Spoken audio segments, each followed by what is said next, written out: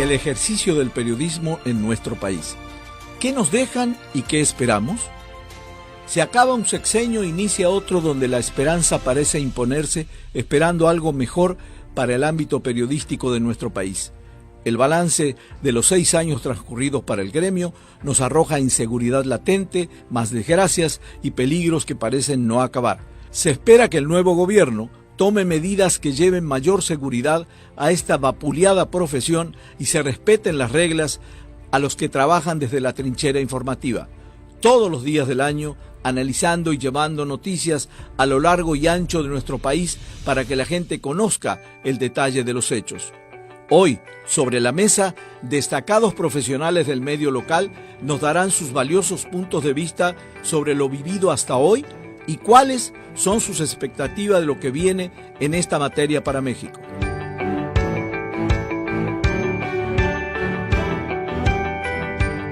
Buenas noches y bienvenidos a un nuevo programa donde pondremos sobre la mesa un tema de interés general. Otro tema para usted que está pendiente de todo lo que ocurre. Y el de hoy, pues evidentemente no es la excepción, porque traemos un panel especial, es un programa realmente especial, que mi compañera me hará el favor de presentar a nuestros invitados de lujo de esta noche. Así es, señor Chicón. Muy buenas noches a usted, muy buenas noches a usted en casa.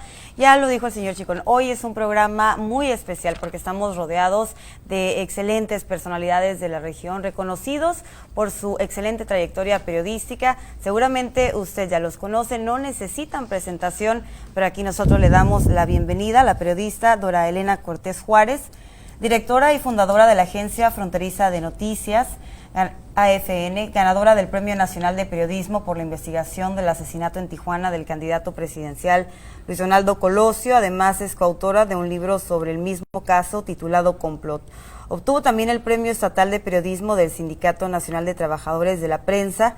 Ha trabajado en varios medios impresos de Baja California como El Mexicano, La Voz de la Frontera, Novedades, Al Día, El Heraldo y Cambio 21, en los que ha tenido cargos directivos. Realizó programas de opinión en estaciones de radio de la localidad, además de colaborar en programas de opinión en televisión. Fue jefe de corresponsales en Baja California del periódico nacional El Universal, donde trabajó desde 1983 hasta el año 2002 y desde ese mismo año es corresponsal para la Agencia Internacional EFE.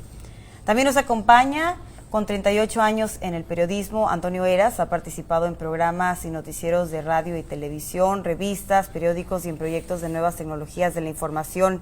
Es corresponsal del periódico La Jornada, conduce el programa televisivo La Era de los Eras y colabora en la plataforma digital Lindero Norte y en la agencia informativa Proceso. Estudió Sociología en la Universidad Nacional Autónoma de México, ha participado como docente en la Universidad Iberoamericana del Noroeste, la Universidad Autónoma de Baja California y en la Universidad de Tijuana. El maestro David Mejía, él es maestro en Mercadotecnia por la Universidad Autónoma de Aguascalientes y licenciado en Comunicación por la Universidad Autónoma de Baja California. Es catedrático en la UABC en las carreras de Comunicación y también en la de Mercadotecnia.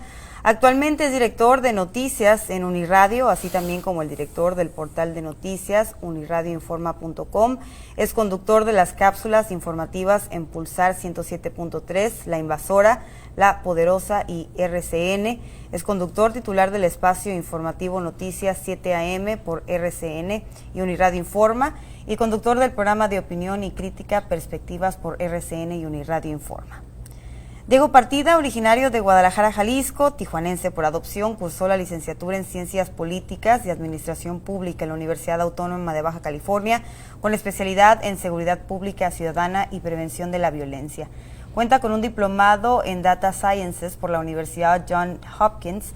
Ha colaborado en proyectos de consultoría en materia de comunicación política, diseño e implementación de proyectos gubernamentales y también como asesor académico para la Universidad Iberoamericana en materia de gestión pública y en materia de comunicación digital para UABC. Actualmente funge como director general de Primer Sistema de Noticias, PSN-TV y Canal 29 de Ensenada. Bienvenidos sean todos. Muy buenas noches. Buenas noches y de nuevo les reitero el agradecimiento a mi compañera.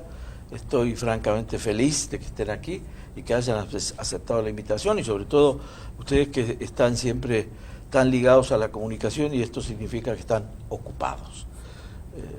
Lo escucho a David, creo que ya vive en Uniradio, pero a cualquier hora que a ti, por supuesto, desde hace años, a Toño tengo muchísimos años de conocerlo y de seguir su trayectoria, y a Diego, que es un talento joven que levantó una estación y la puso en su lugar. Así que los cuatro, muchísimas gracias por haber venido. Vamos a tocar el tema de qué nos deja este sexenio, que ya falta un ratito para que termine, ¿no? Muchos dirán, falta mucho todavía. Otros dirán, no, pues ya se van. Evidentemente fue un sexenio que no las trajo todas consigo y tenemos acabados hechos que demuestran lo que digo. Entonces la pregunta que les voy a hacer, sé que es complicada sobre todo por la respuesta o la recensión o el resumen de la respuesta que me gustaría, pero pretendo de cada uno de ustedes un balance de lo que vieron en este sexenio en materia periodística. Empiezo por las damas. Las damas primero. No, muchísimas gracias. Primero, muy amables por habernos invitado, por tener la oportunidad aquí de compartir con los compañeros y con ustedes.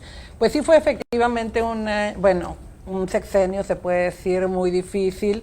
Se han registrado pues una serie de ataques, muchos de estos mortales en nuestro país. Desafortunadamente y afortunadamente para nosotros, ¿no? Más graves para los compañeros del resto de la República. Aquí en Baja California pues no hemos tenido ataques ni agresiones tan directas como sí se llegaron a tener en algún momento. En cierta forma yo siempre he sostenido que hemos quedado un poco blindados aquí en Baja California, porque cuando se dieron los ataques más fuertes en contra de compañeros periodistas que llegaron a perder la vida, los mismos grupos de narcotraficantes que eran los que representaban el mayor riesgo para la gente que estamos en el medio, se dieron cuenta de lo que esto les provocaba, de lo que esto atrajo hacia la región, y al mismo tiempo el tener esta vecindad con Estados Unidos, donde los compañeros de Estados Unidos de inmediato vienen, se presentan aquí, pues eso en cierta forma nos ha protegido. Por esa parte digo, afortunadamente, lamentablemente en el resto del país se han dado hechos sí muy graves.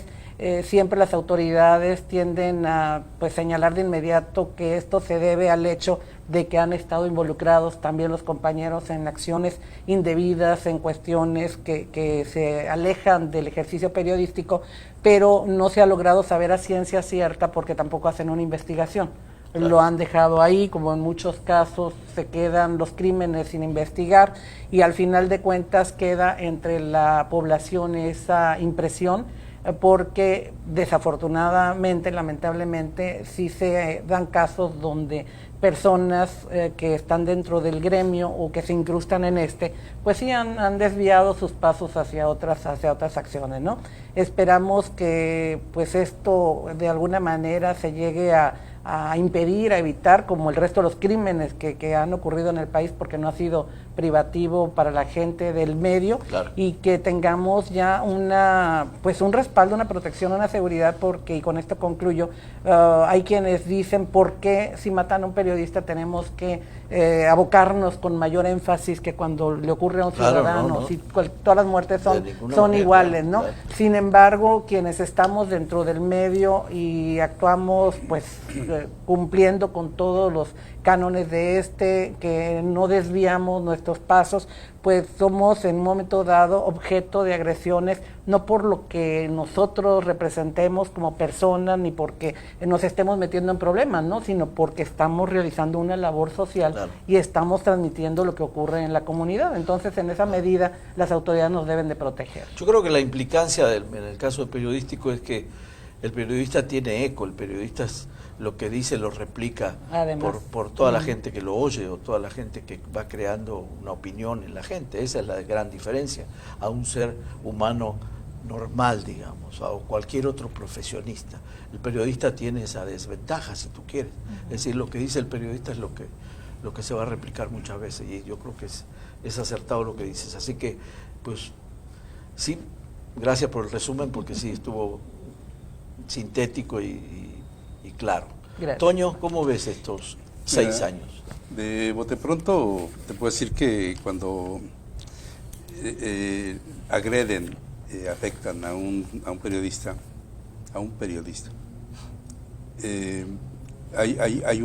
se lacera al derecho de la información que tiene la sociedad. Y eso es grave. O sea, en términos personales puede decir, bueno, si uno más, una persona más, pero ¿qué te están haciendo? No solamente están yendo contra la integridad de un trabajador de medios profesionales, de la comunicación, sino es el mensaje que dan aquellas personas que nos dedicamos a hacer profesionalmente este trabajo. Con esta masificación de la comunicación, del periodismo, hemos perdido los periodistas. ¿Por qué hemos perdido? Porque mucha gente ahora con un solo gafete, con un teléfono celular, se dice periodista. Claro. Y entonces va cala hondo, pues, porque nos tasan en la misma medida. Claro. Y aún así, aquellos que nos dedicamos al periodismo profesional, o trabajamos en medios profesionales, tenemos nuestros altas y bajas, o sea, hay niveles, hay conceptualizaciones, podemos estar de acuerdo o no, pero bueno, tenemos esa parte. Y entonces, mucho de estas personas, el periodismo improvisado, el periodismo ciudadano, que le llaman, termina por afectarte. Alguna vez teníamos una discusión con un amigo de ustedes, con Martín Borchar, hablábamos sobre eso y decíamos, ¿cuál es el mayor peso en contra del periodista? Pues es las noticias falsas, claro, y obviamente estos periodistas ciudadanos. O pseudo periodistas. Sí, no son periodistas. Pero se ponen, sedicentes, dijeran los clásicos, ¿no? Claro, claro.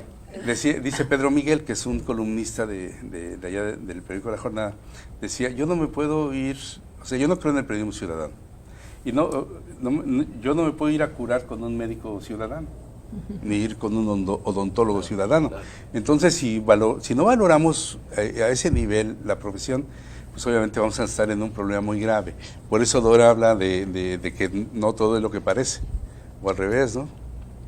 Y miren, en esos 6 años, lo que sí pudimos ver es que además del número de muertos, del número de agresiones, o sea, hay supervivientes, o además supervivientes de agresiones como periodistas, pero hay algo que la oficialización de la violencia, o la violencia oficial del Estado mexicano, ya no solo la agresión de los grupos policíacos o del narco, sino una manera en que el gobierno empieza a mezclar su quehacer de políticas públicas con campañas negras, con ese pegar, el estar acotando a los medios.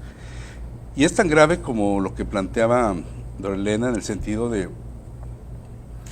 del narco, aquellos que andan por ahí metidos, y no hay que olvidar también que si hurgamos hacia adentro del periodismo o de la gente que está metido dentro de las actividades periodísticas, nos encontramos que muchos de los relacionistas de los cárteles o de los grupos tienen que ver con el periodismo también, ¿no? Y sabemos quiénes son, y vemos y olemos quiénes son. Y el periodismo tiene esa gran ventaja, que se huele, se oye, se ve, se sabe cuando está manejado con intereses que no son los de la sociedad, ¿no? Y esa es una de las cosas. Pero ¿yo a qué iría? Voy a esta parte y concluyo con esto, que la violencia institucional, la violencia oficial, ha ido reptando para mantener controles a los medios de comunicación o a los periodistas independientes o a los líderes de opinión. No lo logró. No, porque ha ido así, pero sí es una marejada fuerte. Claro, claro. O sea, algunos han caído, algunos les han pegado y bueno, finalmente lo que te hace estar aquí o es, no sé si un empecinamiento o una terquedad, ¿no? Tú que estás más bien aunque eres el invitado estatal, digamos, ¿no? Porque soy provinciano, soy capitalino, soy capitalino, pero vienes de la capital, por eso, vienes de la capital.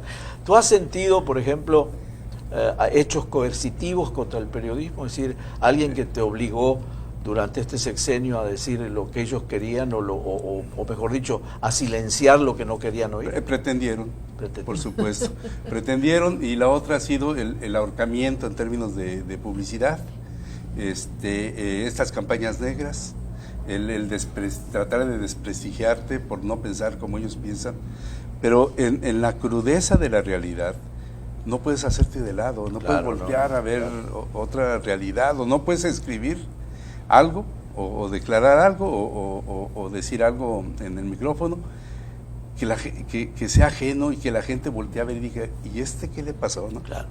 Entonces, había un viejo locutor de Bermúdez, allá en Mexicali, donde decía, no, cuando criticas, como lo haces, no dejes de hacerlo, porque el día que dejes de criticar, ese día van a decir, este señor ya está vendido. Y la verdad es mi nombre, tengo estos años haciendo periodismo, ya prácticamente ya en la última fase, haciendo el relevo generacional con mi sobrino, como para bajar las manitas, ¿no? Y empezar a escribir loas a los políticos. Y hay muy pocos a eran, los nada más empresarios. en cuenta la Procuraduría.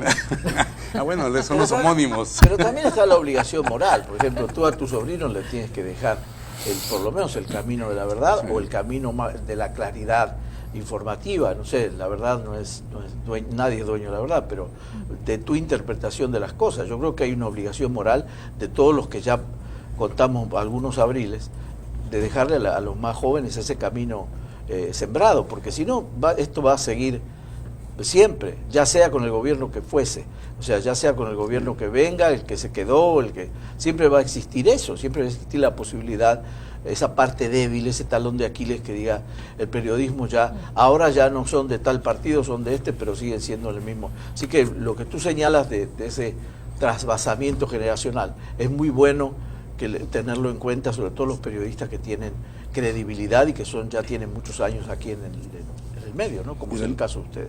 No, es muy rápido, para concluir, aquí viene mi David. Son principios. Claro. Es una valoración ética. O sea, yo a mi sobrino no le puedo enseñar otra cosa más que a mí, cómo me fue a cortarle el camino y decirle. Correcto.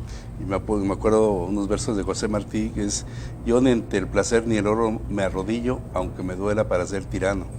Me muero de hambre, pero no me humillo, seré cadáver, pero no gusano. Entonces son esos principios que tienes que estar pensando diario. Claro. ¿Sí? Porque mucha gente, ahora con las agresiones, tú ves en redes sociales, casi se alegra, ¿no? Cuando dicen, no, es que qué bueno que ahora los golpearon, qué bueno que... Dices, por favor, señores. Claro. No, o sea, no puedes incitar a la violencia, ni tampoco puedes ir abriendo la mano para ver qué te cae. No, simplemente tienes que hacer un trabajo profesional, creo. David. Pues, ¿qué puedo agregar? Para no ser repetitivo, quizá yo traería el reto para la ciudadanía y el gran error de quienes, como malos gobernantes, han buscado coartar la libertad de expresión en nuestro país. Y sí, la famosa democratización de los medios tuvo sus claroscuros, que ya bien explicaron. Pero el gran error de los gobernantes actuales es de repente montarse sobre esos pseudoactivistas o esos pseudoperiodistas para atacar a los verdaderos periodistas que tienen ética, que trabajan con la rigidez que amerita esta profesión, y han salido perdiendo. Yo en ese aspecto creo que soy optimista en términos generales. Veo una gran crisis, pero creo que vamos encaminados a salir de ella, por lo menos a mediano plazo, no sé si de manera inmediata.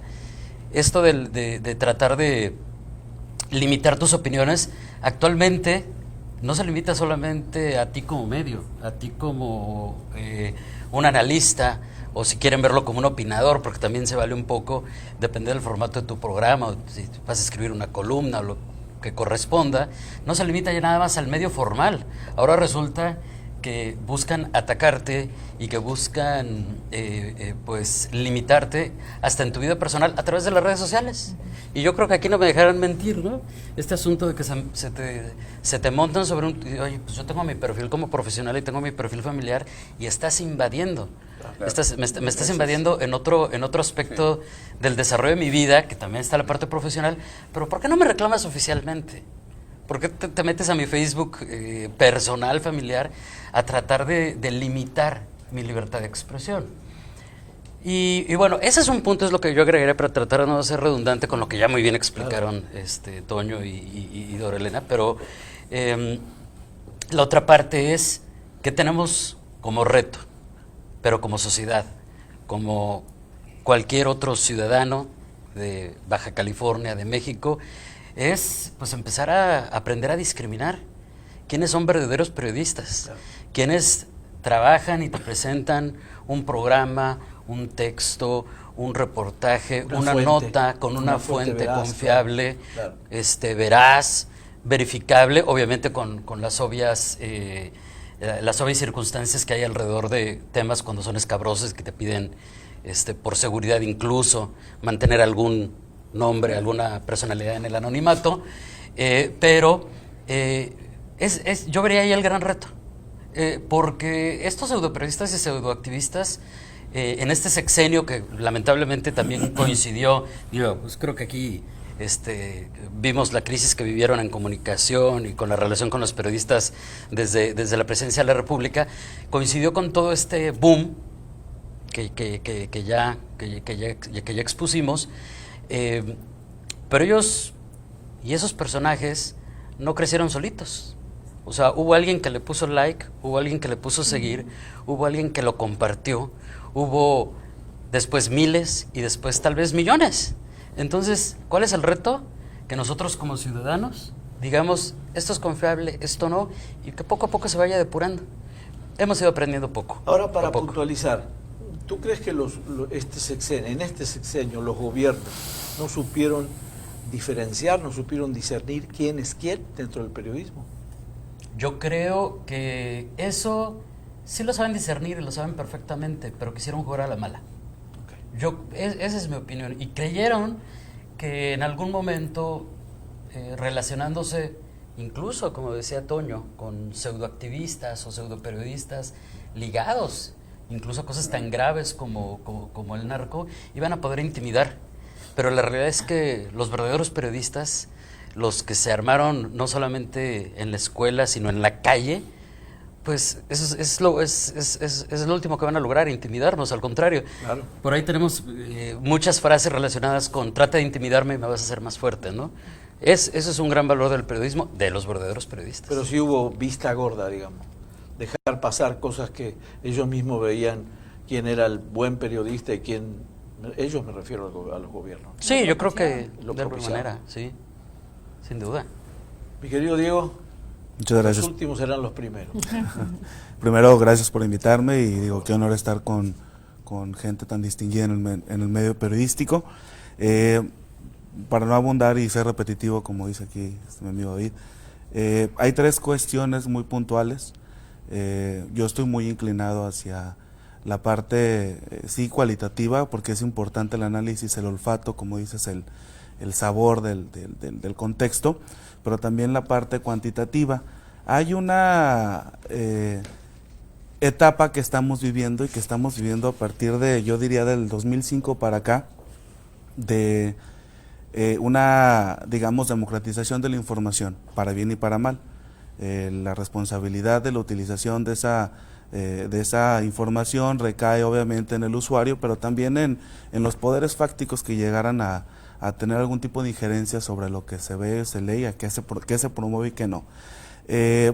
Creo que en este sexenio específicamente, ya veíamos desde con Fox, esta situación se agravó con Calderón, pero con Peña Nieto se afirmó una pérdida de control, del control casi total que tenían sobre ciertos medios de comunicación, que eran los más importantes en su momento. Se perdió ese control por parte del gobierno federal.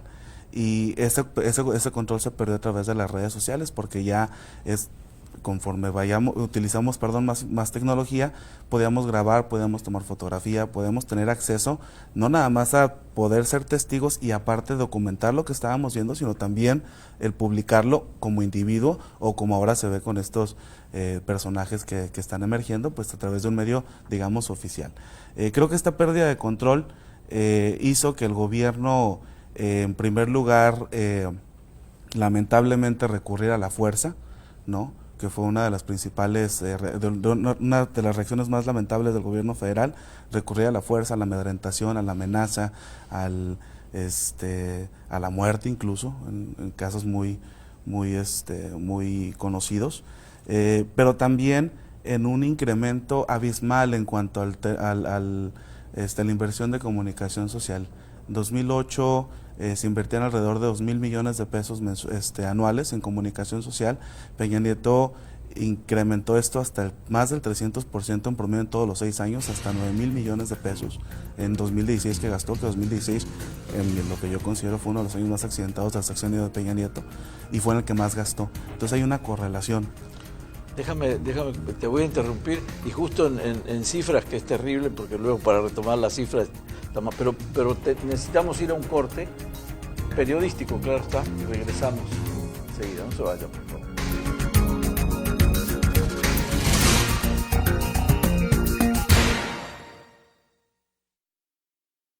Las diputadas y diputados de la 22ª legislatura del Estado continuamos trabajando en favor de los ciudadanos. Con reformas y nuevas leyes, se fortalece a los municipios, hay mayores sanciones a delincuentes, así como reformas a leyes de protección civil y atención a personas con discapacidad. Así se integra nuestra labor legislativa, en un ambiente plural, de inclusión y respeto. 22ª legislatura, un congreso de resultados.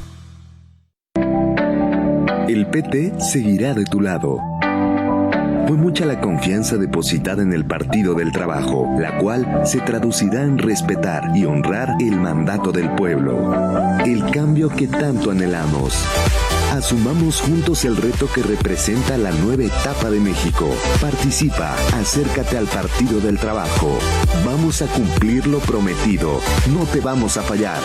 El PT está de tu lado.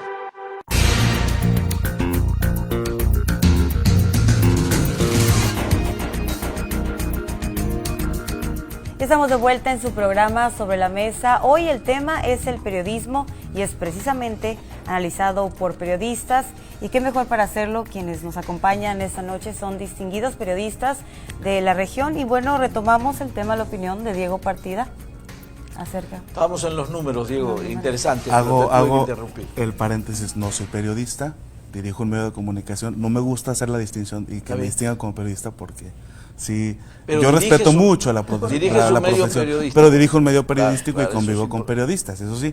La cuestión aquí importante, digo, que hago la distinción por respeto. La cuestión aquí importante, y comentábamos que en 2016 se gastaron casi 4 veces más de lo que se gastó en 2008 en comunicación social, más de 4 veces más de lo que se gastó en comunicación social, 9,000 millones de pesos. Y en el comentario sí, efectivamente, entre más gasta, peor le iba, pero es una falta a lo que yo considero es una falta de entendimiento. Creo que el gobierno federal dejó de entender cómo se estaba moviendo la comunicación, dejó de entender cómo controlar, entre comillas, o cómo tratar de manejar este monstruo que son redes sociales, Twitter, Facebook, principalmente aquí en México.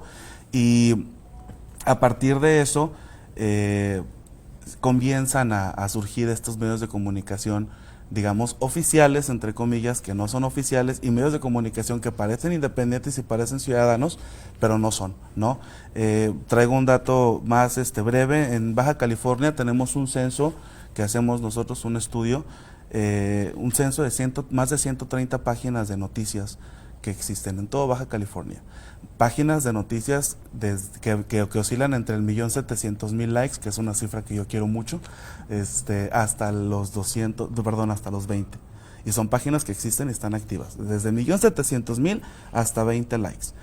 El 60% de estos medios de comunicación fueron creados del 2014 a la fecha. Claro. ¿No? Entonces, estamos hablando de que, aparte de que hubo un abordaje tremendo por parte de diferentes pseudoperiodistas, como les llamamos, hacia las redes sociales, vieron en esto una especie de negocio. Claro. Porque como el gobierno no está entendiendo cómo funciona o no está pudiendo reaccionar adecuadamente, pues obviamente ante una necesidad surge un servicio, ante un servicio existe un intercambio. O sea, ¿no? Son tantos en cantidad como la opacidad que manejan. Exactamente. No son medios transparentes. Bueno, pero una pregunta, ¿son páginas de noticias en web o en Facebook? En Facebook. Entonces no son páginas de noticias. Exactamente, son páginas de likes. Son páginas de likes en Facebook, ¿no? Y es tan fácil hacer un medio de comunicación como ahorita en 5 minutos yo puedo abrir una página que se llama Tijuana Informa, ¿no? Y se abren en menos de 5 minutos le invento un logotipo, a lo mejor bajo uno de páginas de internet y ya tengo mi medio de Ya comunicación. hasta puedes comprar inclusive los likes.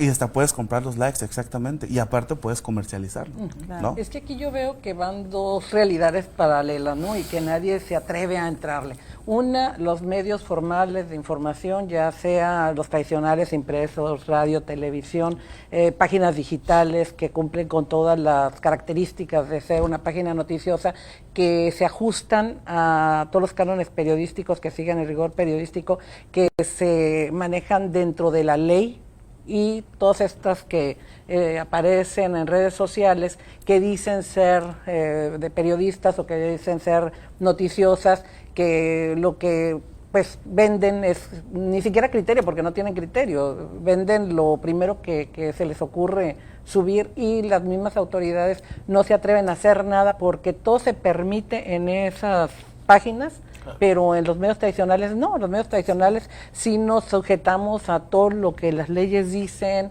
estamos también sujetos a cualquier aplicación de la ley, y por acá no, porque dicen son redes sociales y es permitido. Entonces aquí yo creo que se tiene que hacer definitivamente, le tienen miedo porque piensan que es vulnerar la libre expresión, pero definitivamente se tiene que hacer algo en ese sentido, porque de esta parte se difama con la mano en la cintura. Sí, cuando dices rigor periodístico, hablas del marco legal. Del marco legal, Claro. efectivamente. Y hay una cuestión que te dan las páginas de likes de Facebook, que es, creo que, oro para cualquiera que pudiera interesarse por esta actividad, que es el anonimato.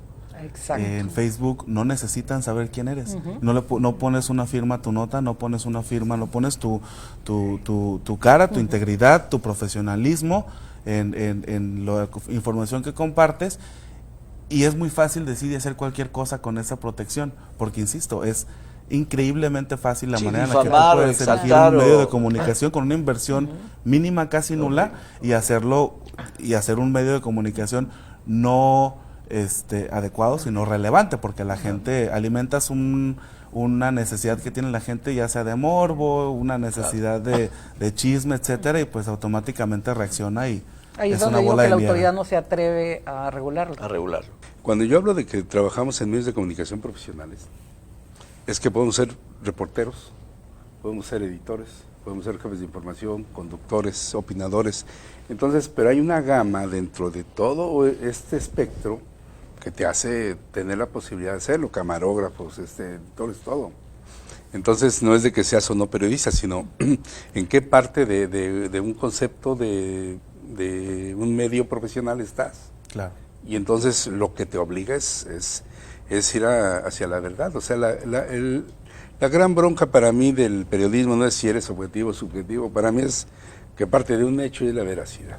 Claro. ¿no? Pero Toño, debe haber es decir, en cualquier profesión, si tú no estás titulado, si eres un médico falso vas preso, si eres un abogado falso vas preso. Yo no he visto en el periodismo que se castigue al que realmente no lo es, y que tenga la facilidad de difamar, porque después una verdad dicha así, entre comillas, luego para aclararla, te cuesta más trabajo aclarar que lo que te dijeron en contra primero. A un medio formal, si yo me equivoco, porque somos seres humanos y vamos a hacer periodismo, y a lo mejor me equivoco. Por supuesto, claro. Me dicen, derecho de réplica, por supuesto, bienvenido. Siempre y cuando haya sido un error. Otra cosa es haberlo hecho con dolo. Claro. Y cuando lo haces con malicia, nosotros que sí somos un ente formal, podemos ser objeto de una denuncia, de una demanda, Claro, claro. y el resto no. Pero lo más peligroso para la sociedad, y hoy por hoy ya lo vimos con las fake news, son las consecuencias. Digo, en 2 estados ya lincharon a personas inocentes por las noticias, bueno, noticias entre comillas, ¿no? Claro. Por comunicar algo falso. Y genera psicosis colectiva. Exactamente.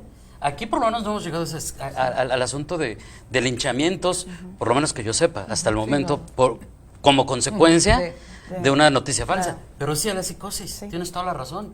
Y lo hemos vivido una y otra vez. Esa es una de las partes más peligrosas, aunque no el único punto. Diego, ¿qué tipo de medidas esperan del nuevo gobierno o qué tipo no quería usar la palabra esperanza, pero qué tipo de esperanzas se tejen para lo que viene? en cuanto a periodismo? ¿Qué tipo de exigencias le vamos a plantear o le van a plantear al nuevo gobierno? Principalmente, y digo, creo que los que estamos en el medio de alguna u otra forma somos objeto de esto. Digo, en el caso personal de nuestro medio de comunicación hemos sido objeto de esta situación. En primer lugar, la eficiencia de los mecanismos de protección. En primer lugar, y aparte las consecuencias que existen ante la denuncia de un atentado en contra, ya sea verbal, físico, en contra del periodismo. Yo siempre, es una situación, pero como formo parte de la generación de la transición, siempre veo las situaciones desde el ámbito de lo digital, porque es hacia donde va todo. La principal deuda que deja el gobierno actual, y creo que una de las más urgentes, es terminar de entender cómo funcionan desde la parte de atrás las redes sociales, para que puedan investigar qué, cómo, cuándo y dónde publicó quién, ¿no? Es lo principal, porque en cuanto, insisto, decía en el comentario pasado que es tan fácil como hacer un perfil anónimo y generar desinformación a diestra y siniestra, ni legislativamente, ni tecnológicamente, ni en cuanto a la capacitación del capital humano con el que cuenta el gobierno federal, está listo para atacar este problema. Y no lo digo como una comentario al aire, sino no hay una ley. Apenas están dándose estas nuevas reformas en las que se está castigando los crímenes de la era digital, pero específicamente en cuanto al periodismo no. Creo que el entender plenamente cómo funcionan los nuevos medios de comunicación y cómo funcionan las nuevas plataformas, legislar acorde, y dar un reconocimiento pleno a quienes hacen labor periodística es de las principales deudas que deja el gobierno federal, porque esto no va a detenerse. La parte de la digitalización marcha a pasos agigantados, no va a detenerse muy pronto. Y yo sí tengo una preocupación honesta por la emergencia de estos medios de comunicación dañinos para la sociedad. Eso es en cuanto al gobierno, y como sociedad, como medios de comunicación, tenemos la responsabilidad, yo lo considero así, de educar al público, de educar para que comience a discernir entre qué sí y qué no información, no desde un punto de vista editorial, sino desde un punto de vista más ciudadano, más como sociedad, ¿no? Educar y también por parte del público, pues ser más responsables con lo que compartimos. David, ¿qué esperamos o qué le pedimos a las nuevas autoridades en materia de protección periodística, en materia de seguridad? Bueno, de pedirle pues plena libertad de expresión y tolerancia, porque siempre, yo lo decía, como humanos, como periodistas, tal vez nos equivoquemos, y ellos en el ejercicio del gobierno también se van a equivocar, y entonces vamos a levantar la voz y los vamos a criticar. Tengo la esperanza que la gente que hay alrededor del actual presidente electo ayuden a lograr ese equilibrio. Yo tenía mis dudas porque tenía Andrés Manuel López Obrador de repente esta fama de intolerante, ¿no? De decir, si me criticas, voy contra ti, te voy a atacar. Yo quisiera creer que va a tener buena asesoría de alguien como Olga Sánchez Cordero, de Marcelo Ebrard, tal vez, ¿no? Digo, ya veremos, tendremos que esperar el 1 de diciembre para ello. Lamentablemente, sí tenemos que tomar en cuenta que mientras él era candidato, sí abonó a un encono en el que si tú criticabas alguna propuesta o criticabas su figura, pues abonaba que no, es que me critican no porque tenga razón, sino porque es de la mafia, del poder. Claro. Lo vivimos, lo experimentamos, no nadie nos los tiene que contar. En ese sentido yo tengo sentimientos encontrados, aunque tengo confianza en que no va a ser así. Lamentablemente, estamos haciendo un recuento hace rato y todos coincidimos. Cuando de repente vino una época durísima de asesinatos de periodistas con Vicente Fox, decíamos, es que nunca habían matado tantos periodistas como ahora. Claro. Después llegó Calderón y le rompió el récord. Y cuando decíamos que no podíamos estar peor, pues llega el sexenio de Peña Nieto y vuelve a dispararse la cifra de asesinatos de periodistas, de amenazas, de desapariciones forzadas, de intentos de intimidación, de censura. Entonces, si el cambio es real y se da como lo están planteando, pues yo esperaría que eso también acabe. Entonces, sí está puesto en mi ojo en ese concepto que tú decías hace ratito, señor Ciccone, de esperanza, y ojalá vaya por ahí, pero lamentablemente yo todavía tengo algunas dudas. ¿Hay algún antecedente de manejo de información o con el periodismo de López Obrador, cuando fue regente, por ejemplo? Cuando fue regente, o Pero en Tabasco, ¿cómo? aunque no tuvo el poder como tal, sí fue un activista, un líder político muy importante, y sí hay antecedentes. Perdón, aquí interrumpía. Pero tenemos antecedentes aquí en Tijuana y en Ensenada. Cuando venía como candidato hace 6 y 12 años, no permitía el acceso a la prensa. Así es. Ni ¿no? daba entrevistas. Ni daba entrevistas, cancelaba. Ya después sí había una apertura a un medio nada más, hace 2, 3 años. Exacto. Y ahora te decían nada más, si quieres algo tienes que ver a un medio. No entendieron a las redes sociales, pero tampoco entendieron a los medios tradicionales. Que es peor, claro. ¿No? O sea, con esa discrecionalidad en el manejo de la publicidad y de la información, te habla de que tuviste un nivel muy chato de entendimiento. ¿Cuál es la obligación? Bueno, y entonces, ¿qué generarías o qué esperarías? Que con el nuevo gobierno, con Jesús Ramírez, que va a estar al frente de la Dirección de Comunicación, que es un periodista que está ahí, ¿qué esperaríamos? Bueno, que veas lo del mecanismo, que veas la definición de políticas públicas, que veas la urgencia de hacer programas sectoriales de comunicación en todos los niveles y que dejen ya de manejar a estos grupos, que eso pasa en Tijuana, en Baja California, en algunos sectores de México, de golpeteo a los periodistas independientes. ¿Sí? Claro. Este grupo de redes sociales, periodistas de Facebook, ¿no?, que te agarran y están tratando de elevar la política pública de los gobiernos, cuando vemos que pues simplemente hay mucha discrecionalidad y es donde se van todos los pagos, ¿no? Ahorita Quintana Roo es un problemón ahí porque tienes financiamiento de 350,000 pesos al mes de páginas de Facebook, ¿no? Tú dices, no es posible, pero bueno, es allá. Y acá estamos peor. Y empresas que tienen miles de cientos de millones de pesos en contratos, que lo que hacen es gestión de redes sociales y contenido. Ese es el concepto. Vago, ¿Ya amplio. se paga más por una entrevista en Facebook que en televisión? Lo que pasa es que se invierte más en Facebook que en televisión, porque en televisión tienes 1, 2, 3, 4 medios y en Facebook tienes, como les dije, 130 páginas en todo el estado, entonces a todas necesitas, ¿no? Pero es que no es un pastel como para que a todos nos toque. Claro, o sea, la publicidad es para los medios en general. En general, claro. No para todos los que... Pero va a haber recorte, ¿no?, en materia de publicidad. Para o en mí, materia 50%. 50%. Sí. Dora Elena, ahora, de esperar, yo creo que no podemos esperar mucho definitivamente, porque son políticos llegando que podrán venir con muy buenas intenciones, pero no conocen del gobierno, de la función pública. Les va a pasar lo que les ha pasado a los anteriores.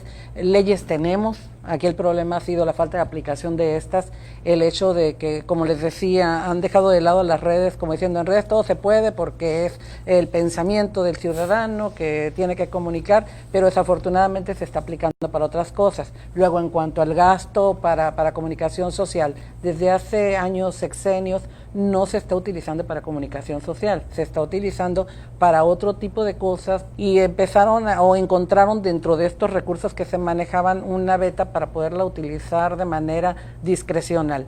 Antes se hacía la aplicación directa a los medios sin dejar de reconocer que a algunos se les dan las grandes cantidades como son o han sido las grandes televisoras, pero lo que llegaron a hacer fue negocios, hicieron sus propias agencias, pusieron intermediarios entre los medios y el gobierno, entonces usaron mucho dinero pero nunca comunicaron.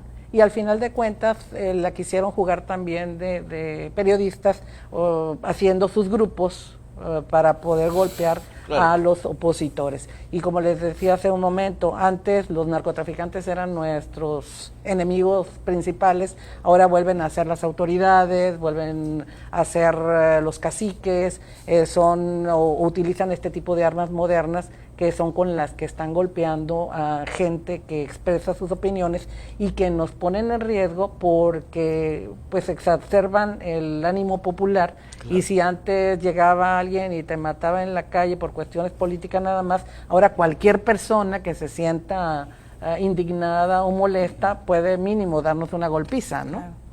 Y es una, perdón, nada más para abonar, es una cuestión completamente antiética, porque como esos medios de comunicación son anónimos, no tienen escrúpulos, no tienen consecuencias y no tienen nada que perder, invaden vida personal, y ni siquiera investigan si es cierto o no. O sea, aquí cualquier medio de comunicación actualmente con suficiente dinero, y digo suficiente dinero, estoy hablando de 15,000, 20,000 pesos mensuales, puede inventarle lo que sea quien quiera, y meterle pauta, y esa imagen ya se te quedó, ¿no? Pero no les llamemos medios. Bueno, cualquier página de cualquier Facebook, página, ¿no? Ahora, ¿qué se debería de hacer a los medios tradicionales? Ya sabemos que Facebook o las redes sociales en general avanzan a pasos agigantados. Ya sabemos qué le queremos exigir al gobierno, pero ¿qué es lo que deben hacer los periodistas tradicionales, los de verdad, para no quedarse atrás? Usarlos. O sea, yo creo que tenemos que volcarnos a usarlos como instrumentos de difusión de difusión de tu trabajo. O sea, tienes ese espacio, tienes página en Facebook, ¿no? Y como tal. Pero ¿no? obligar a que dejen de ser anónimos. Claro, porque ese es nosotros ponemos nuestra carita, claro. Ponemos nuestro nombre. Hay teléfono y dirección en nuestras páginas, ¿no? Entonces, la tristeza está en lo que tú dices, es decir, entonces, por lo que oigo, en general de los cuatro, no hay una medición oficial seria por parte del gobierno. ¿Y qué quiero decir con esto? El medio que tenga realmente un rating comprobado, el medio que sea serio, el medio que me va a escuchar más, el medio que me va a oír por lo menos más, lo que quiero decir yo como gobierno, voy a hacer el reparto. No, suena medio inocente lo que estoy diciendo, o cándido más bien, pero no, entonces no se practica eso. No es que te contratan al que se oye más o al que lo ven más, o sino que al que les conviene. Al que les conviene. O sea, la conveniencia ha ganado o a los grupos que han formado para golpear. Que eso es más grave todavía.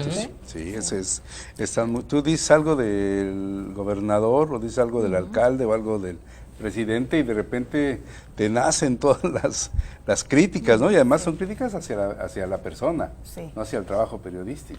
Pero en términos concretos, ¿te dejan de comprar? ¿O te compran menos cuando tú saben que tú eres crítico? Bueno, en lo personal, a nosotros nos pasó en Lindero Norte de que hubo un ahorcamiento del Estado, del Congreso y del Ayuntamiento de Mexicali durante 3 años, pues, o sea... Tratando de desaparecer, pero cuando ven que no se logra, entonces tratan de buscar la manera de estar en contacto, pero al final de cuentas utilizan dinero público, que para eso es, al final de cuentas se tiene para hacer difusión. de su labor, como sería el contratar una obra pública. ¿A quién se lo dan? A las constructoras. En este caso, ¿a quién le deberían de dar la publicidad oficial? A los medios, pero sin que sea una herramienta que te amarre para que no digas lo que tienes que decir, porque ellos te lo señalan como que es mi dinero y yo te puedo dar si quiero. Sí, pero, o si te portas bien. Si te portas bien, si eres amable conmigo. Claro. Solo lo que decimos es de que es una relación comercial, de espacios, donde no te afecta a los contenidos. Pero yo hace rato les decía de políticas públicas. Si tú tienes una política pública de salud, vas a ir a espacios naturales donde oye la gente en San Quintín, y si es con megáfono, y si es, o sea, esa es una política pública de difusión de contenidos de gobierno. Entonces no puedes contratar una empresa de Mexicali para que llegue a San Quintín, o sea, sería, aunque sea la más escuchada, la más vista, la más leída. Entonces tienes que diversificar los contenidos de esas políticas públicas para que lleguen a la población que deba llegar, y puedes usar el medio que tú consideras. Yo creo que no es un pastel la publicidad que debe de tocarnos a todos, sino que creo que los gobiernos, el gobierno federal en este caso, está obligado a definir cuál sería su política de comunicación, sus programas concretos, Correcto, claro. y que vayan hacia dónde, pues hacia la sociedad, hacia los ciudadanos. ¿De qué sirve que un grupo de periodistas trabaje desde la objetividad, que es lo que todos esperamos, si el gobierno no está en ese punto objetivo? Eso es lo terrible. Como le hacen actualmente, o como le han hecho durante mucho tiempo, que compran a los grandes impresos nacionales, que ya sabemos que circulan nada más en la capital de la República, pero que los lectores de, por decir, de Tijuana, de San Quintín, no tienen acceso. Claro. Te venden 3, 4 periódicos.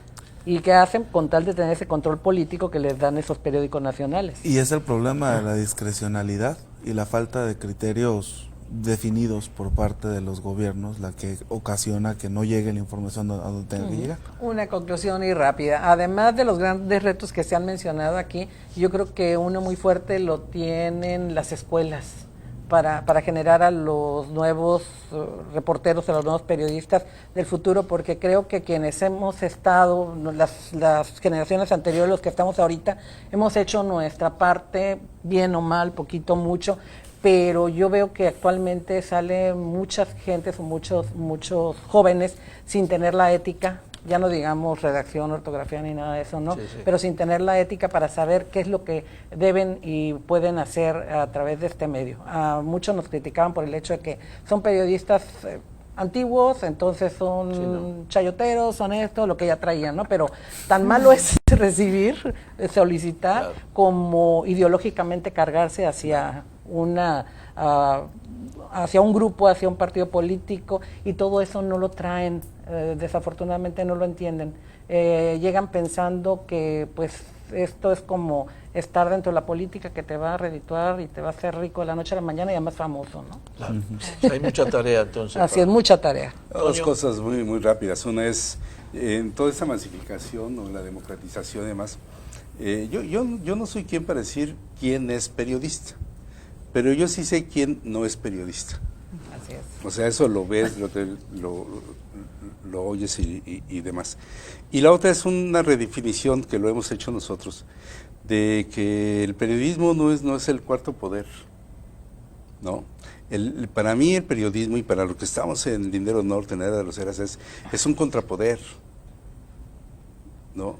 Y no es necesariamente alguien que esté casado en contras, pero bueno, no puedes evitar tu nivel de crítica, tu nivel de investigación, tu nivel de estar buscando los puntos, no el amarillismo, pero es que tienes que convertirte en ese andamiaje hacia informarle a la sociedad, y entonces habrá formadores de opinión que ya vayan manejando toda esa información. Pero yo creo es periodismo, sí, yo sí soy periodista, pues, ¿no?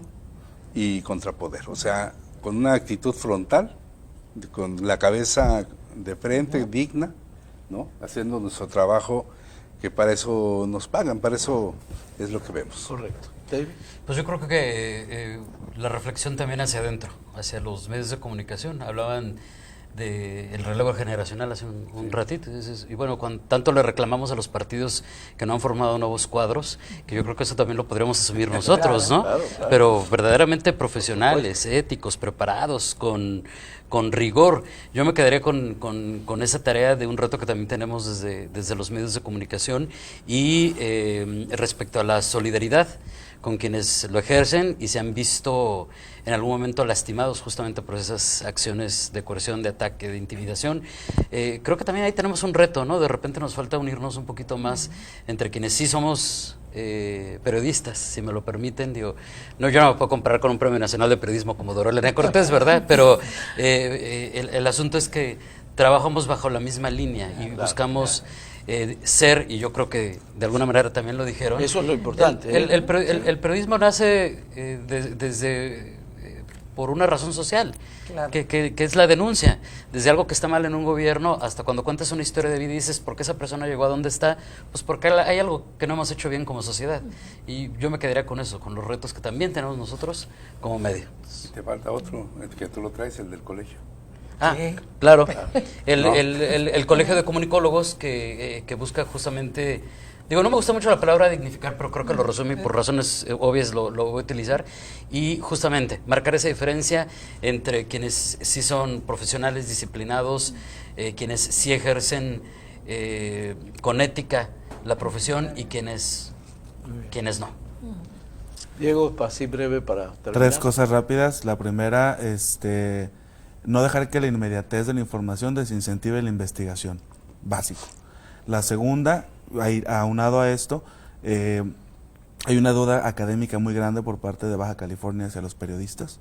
Creo que urge la carrera de periodismo en las universidades públicas, a lo cual le abonan los colegios, obviamente, de periodistas, pero creo que falta la institucionalidad de una universidad que especialice a la gente en la comunicación, de comunicación, en el periodismo. Y la tercera, entender nosotros mejor a las redes sociales, discriminar información, ayudarle a los medios de comunicación, a las personas que tenemos alrededor y a quienes más a entender cómo discriminar la información en redes sociales y exigir al gobierno mayor legislación. Muy bien. Compañera, como usted es su gremio, la dejo que despida el programa. Así es, bueno, la verdad es que yo creo que además del público, la más beneficiada aquí fui yo, los admiro a cada uno de ustedes, han hecho un gran trabajo desde su trinchera y yo precisamente que formo parte de esta generación de transición en las redes sociales, eso me ha ayudado a mí muchísimo, como estoy segura que en casa también, para darnos cuenta quienes apenas empezamos, qué es de verdad el periodismo, porque a mí me ha tocado algunos compañeros o que precisamente he visto en redes sociales que muchos van hasta un narcotúnel únicamente para tomarse la foto y subirla a las redes sociales, en lugar de realmente dar la noticia e informar. Así que bueno, muchísimas gracias a todos ustedes, señor Chicone. Muchas gracias. Muy amable. Y nos vemos la semana próxima, por favor, con otro tema de interés. Buenas noches.